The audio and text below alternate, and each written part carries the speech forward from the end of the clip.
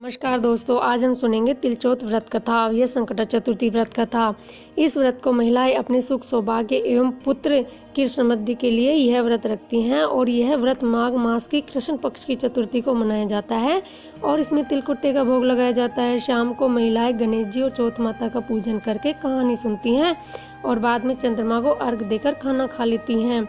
तिलचौथ व्रत कथा। एक साहूकार और एक साहूकारनी थे। वे बहुत ही कंजूस थे। वे कोई दान धर्म व्रत पुण्य कथा कुछ भी नहीं करते थे। उनके कोई संतान भी नहीं थी। एक दिन उनकी पड़ोसन माघ मास की कहानी सुन रही थी। साहूकारनी ने ऐसा सुनते उसको देख लिया और पूछा कि तुम यह क्या कर रही हो। तो पड़ोसन बोली कि आज तिलचौथ है और मैं तिलचौथ की कहानी सुन रही हूँ। यह सुनकर साहूकारनी ने पूछा कि इसको सुनने से क्या होता है। तो पड़ोसन बोली, इससे अन्न धन मिलता है, पुत्र की प्राप्ति होती है और पति की लंबी उम्र के लिए भी यह व्रत किया जाता है। यह सुनकर साहूकारनी बोली कि मेरी भी संतान नहीं है। यदि मेरे भी संतान हो जाए तो मैं 100 मन का तिलकुट्टा चढ़ाऊंगी और तिलचौथ माता का व्रत करूंगी। तो उसके कुछ ही दिन बाद साहूकारनी गर्भवती हो गई। तो चौथ माता के इस चमत्कार को देखकर साहूकारनी आश्चर्यचकित हो जाती है। तो वह बोली कि लड़का होगा तो मैं व्रत करूंगी और 100 मन का तिलकुट्टा चढ़ाऊंगी। तो उसके लड़का भी हो गया। अब वह बोली कि इसके विवाह पर भोग लगाऊंगी। तो समय के साथ बेटा बड़ा हो गया और उसका विवाह तय हो गया। नियत समय पर वह बारात लेकर गया और फेरे पड़ने ही वाले थे कि चौथ माता ने सोचा कि बेटा होने पर तिलकुट्टा चढ़ाने को बोला था और अब तक बेटा फेरे लेने जा रहा है तो भी तिलकुट्टे का भोग नहीं लगाया। अब तो इसको सबक सिखाना पड़ेगा, नहीं तो कलयुग में मेरे को कौन मानेगा।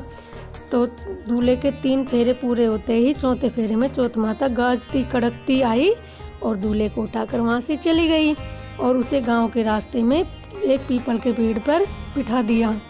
इस अनहोनी को देखकर पूरे ब्याह में शोर शराबा हाहाकार मच गया।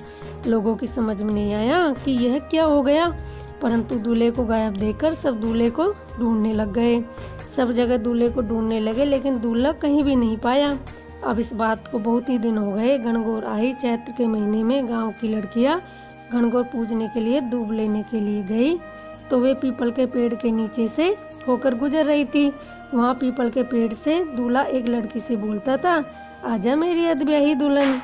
यह सुनकर वह लड़की दुबली और पतली होने लगी। यह देखकर उसकी माँ ने पूछा कि बेटा, मैं तो तेरा इतना ध्यान रखती हूँ, फिर भी तू इतनी कमजोर क्यों हो रही है। तो वह बोलती है कि माँ, मैं जब दूब लेने जाती हूँ तो पीपल के पेड़ में से एक दूल्हा बैठा है जो रोज मेरे से कहता है, आजा मेरी अधब्याही दुल्हन। तो उसकी माँ कहती है कि कल तू जाएगी तो मैं कल तेरे साथ चलूँगी और मैं देखूँगी। जब दूसरे दिन वह जाकर देखती है तो वहाँ उसका जवाई बैठा है। तो उसने उससे पूछा कि आप यहाँ क्यों बैठे हो। तो वह बोलता है कि मेरे को तो चौथ माता ने यहाँ बैठा रखा है, मैं तो चौथ माता का गिरवी हूँ। तो वह पूछती है कि ऐसा क्यों। वह बताता है कि मेरी माता ने मेरे जन्म पर चौथ माता का व्रत और 100 मन का तिलकुट्टा बोला था, वह चढ़ाना भूल गई और चौथ माता ने मुझे यहाँ बैठा दिया। जब तक मेरी माता 100 मन का तिलकुट्टा नहीं चढ़ाएगी और तब तक भोग नहीं लगाएगी, जब तक मेरी चौथ माता मुझे नहीं छोड़ेगी। तो यह सुनकर लड़की की माँ उसकी माँ के पास गई और सब बात बताई। तो साहूकारनी ने कहा कि हे चौथ माता, मेरी गलती माफ़ करो और मुझे एक अवसर और दो। अब मैं संकल्प लेती हूँ कि मेरा बेटा आ जाएगा तो मैं 100 मन का नहीं 2.5 मन का तिलकुट्टा चढ़ाऊंगी।